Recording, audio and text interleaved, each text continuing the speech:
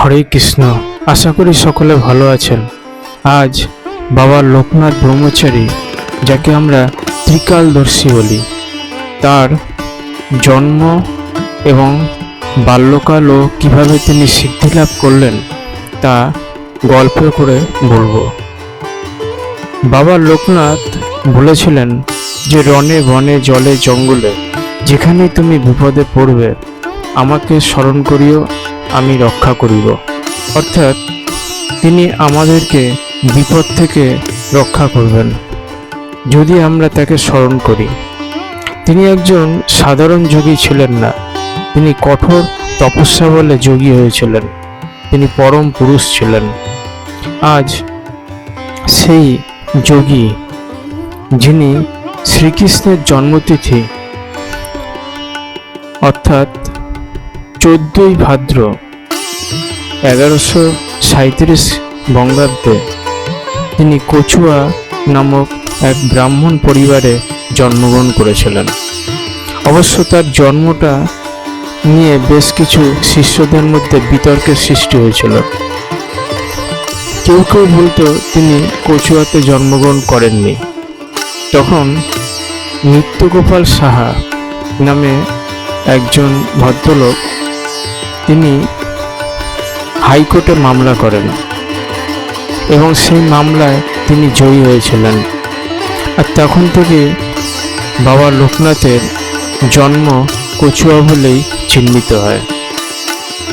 বাবা লোকনাথের পিতার নাম ছিল রামনারায়ণ ঘোষাল আর মাতা শ্রীমতী কমলা দেবী।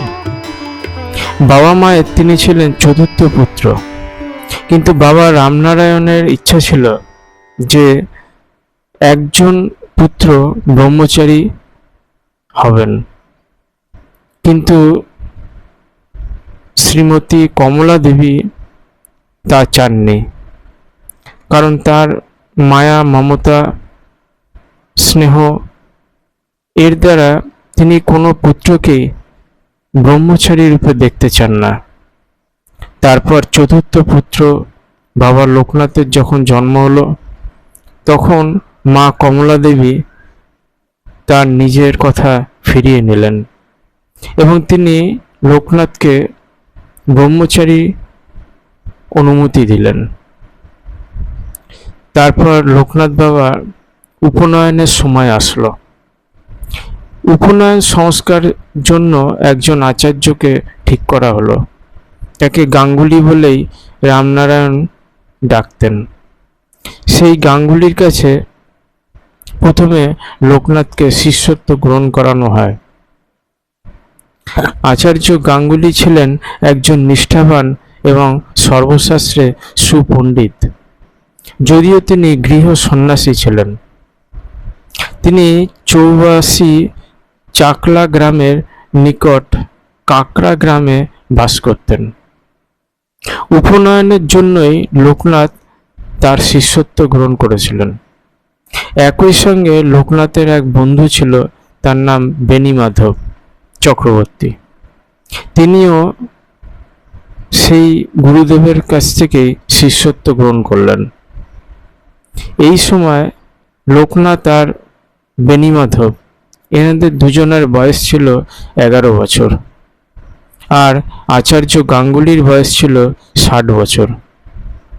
এরপরে তারা দুজনে বালক বেদগ্ধ বিধিসম্মতভাবে নৈষ্ঠিক ব্রহ্মচারী হয়ে গৃহত্যাগ করেন। প্রথমে 1148 বঙ্গাব্দে তারা কালীঘাটে, অর্থাৎ যাকে আমরা বলি শক্তিপীঠ, সেইখানে তারা উপস্থিত হন। ধ্যান, যোগ, বিদ্যা তারা করতে থাকেন। কিন্তু সেই স্থানটি ছিল তখন জঙ্গল এবং বেশ নিরাপদ নয়, তাই তারা একটি অন্য স্থানে, নির্জন স্থানে চলে যান।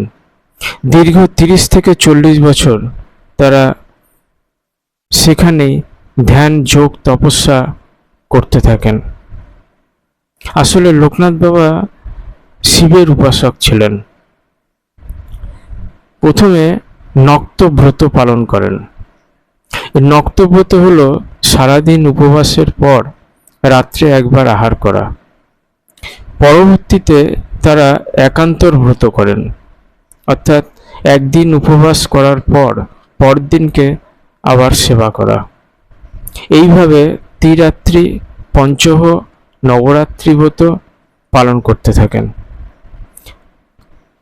দীর্ঘ 50 বছর যোগ তপস্যার পর যখন পরম তত্ত্বের সময় আসলো, তখন বাবা লোকনাথ হিমালয় পর্বতের বরফাবৃত একটি চূড়ায় যোগ তপস্যা বলে পরম তত্ত্ব লাভ করলেন।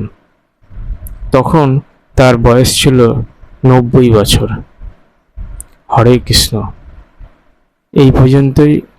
লোকনাথ বাবার পরবর্তী একটি ভিডিও আবার নিয়ে আসবো, তখন আপনারা